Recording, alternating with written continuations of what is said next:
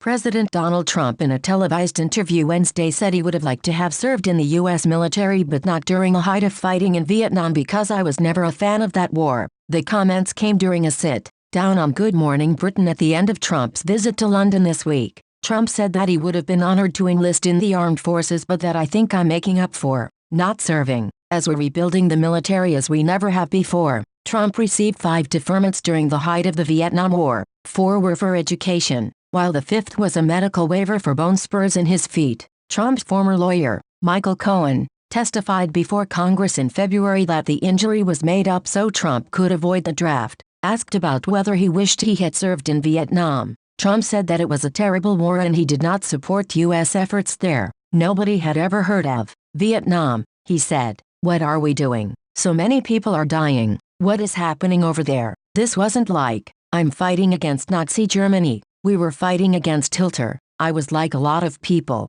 I wasn't out in streets marching. I wasn't saying I was going to move to Canada, which a lot of people did. But I wasn't a fan of that war. Generally, Trump's critics have attacked him in the past for his attacks on military and veteran critics, including former prisoner of war Senator John McCain. Despite Trump's lack of military service, the president noted in the interview Wednesday that he has pushed for record-high defense budgets since he became commander-in-chief, which he sees as a different kind of service to the military. Trump was also pressed on his decision to overturn Defense Department policy and ban transgender individuals from enlisting in the military, arguing that it was a matter of cost and military rules regarding prescription drug use. In the military, you're not allowed to take any drugs, he said. You take an aspirin, and transgender individuals have to use prescription drugs after the operation. They have no choice. You would have to break rules and regulations to have that. When reminded that the military spent more on erectile dysfunction drugs than transgender troops' medication,